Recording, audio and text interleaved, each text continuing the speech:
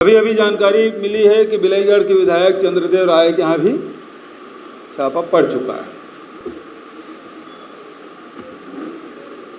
तो ये सारी घटनाओं के बारे में कितनी जगह छापा पड़े इसकी जानकारी आदरणीय मोहन मरकाम जी ने दी। मैडम ने भी आपसे बात की, लेकिन मुख्य रूप से डरे हुए लोग हैं। लोकसभा में प्रधानमंत्री जी कहते हैं मैं कितनों पर भारी पड़ता हूं, लेकिन अडानी पर नहीं बोलकर ये बता दिया कि अडानी भारतीय जनता पार्टी और केंद्र सरकार पर भारी है। आज जब लगातार ये रेट डाल रहे हैं, इससे स्पष्ट हो गया है कि कांग्रेस पार्टी से घबराई हुई है भारतीय जनता पार्टी। भारत जोड़ो यात्रा में जो सफलता मिली, राहुल जी के नेतृत्व में जो यात्राएं हुई कन्याकुमारी से लेकर कश्मीर तक, उससे भारतीय जनता पार्टी बेचैन है। छत्तीसगढ़ में जो राष्ट्रीय महाधिवेशन होने वाला है, सब लोगों की निगाह यहाँ लगी हुई है और ये अधिवेशन में रोड मैप तैयार होगा 2024 का, 2023 की विधानसभाओं का।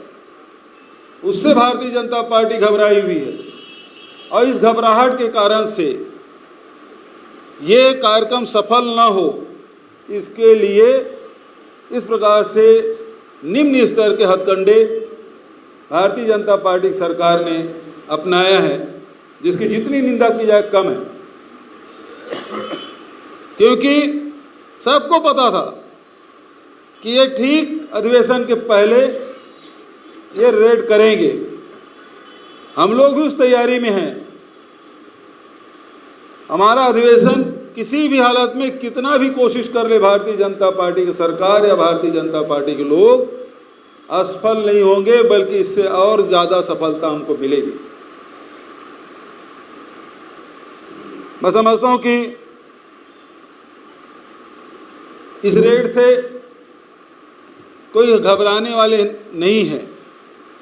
सीधा सीधा ये राजनीतिक दबाव के चलते विधायकों के यहाँ, हमारे पार्टी के पदाधिकारियों के यहाँ छापा डालने का मतलब क्या है? वो संदेश देने की कोशिश कर रहे हैं कि आप काम मत करो। अरे ये पार्टी कांग्रेस पार्टी है जो अंग्रेजों से नहीं डरे, इनसे क्या डरेंगे हम? जितना जुल्म करना है कर ले, जनता देख रही है। पहले तो समझते थे कि ईडी, आईटी, सीबीआई का छापा पड़ गया तो जरूर कोई न कोई बात होगी, कोई गंभीर मसला होगा, लेकिन अब पूरा देश जान चुका है कि इनके रेड से केवल राजनीतिक मायने हैं।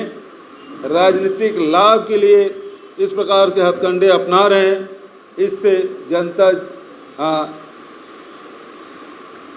भिज्ञ है। और हम लोगों ने कहा कि भाई जनता का पैसा गया है चिट फंड कंपनी में 6000 करोड़, कहीं न कहीं तो इन्वेस्ट हुआ है, कहीं न कहीं मनी लॉन्ड्रिंग हुआ है। मैंने तो गृह मंत्री को चिट्ठी लिखा, इन्फोर्समेंट डायरेक्टर को चिट्ठी लिखा, इसकी जांच करिए। नान घोटाले में ईडी 4 साल से जांच कर रही है, आज तक नहीं बता पाई कि सीएम सर और सीएम मैडम कौन है। इसकी जांच तो इन्होंने नहीं करते, लेकिन राजनीतिक लाभ लेने के लिए इस प्रकार से हथकंडे अपना रहे हैं। और इससे हम लोग घबराने वाले नहीं हैं, डरने वाले नहीं हैं, बल्कि हमारा इरादा और मजबूत होगा। और मैं पूरे प्रदेश के जनता की ओर से, कांग्रेस के कार्यकर्ताओं की ओर से ये कहना चाहूँगा, ये कार्यक्रम जो राष्ट्रीय महाधिवेशन है, ज़बरदस्त सफलता मिलेगी।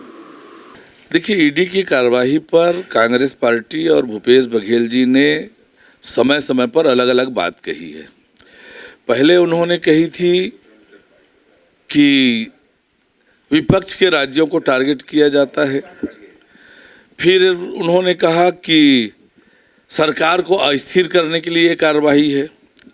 और अब कह रहे हैं कि भारत जोड़ो यात्रा से डरकर, कांग्रेस के महाधिवेशन से डरकर ये कार्रवाई हुई है, तो भूपेश बघेल जी और कांग्रेस पार्टी को स्पष्ट करना चाहिए कि तीनों में कौन से कारण हैं। पर सच्चाई ये है कि ईडी की कार्रवाई लगातार चल रही है, चार्जशीट पेश हुए हैं और उस दौरान जांच में जो साक्ष्य आए हैं, जिन लोगों के नाम का उल्लेख वो चार्जशीट में है, ईडी उन पर जांच करके कार्रवाई कर रही है और जिन लोगों पर अब तक कार्रवाई हुई है, जो जेल में है, न्यायालय ने उनके जमानत के आवेदन निरस्त किए हैं बार बार, उनसे करोड़ों की संपत्ति और जब्त हुई है। तो ये जो ईडी की कार्यवाही है, ये तथ्यों और साक्ष्यों पर आधारित स्पष्ट रूप से दिखती है, जो ईडी ने चार्जशीट पेश किया है। और इसलिए जो मुख्यमंत्री भूपेश बघेल जी और कांग्रेस पार्टी का आरोप है वो निराधार है। वास्तविकता ये है, आज छत्तीसगढ़ में गरीबों के गाढ़ी कमाई का पैसा लूटने का काम लगातार चल रहा है।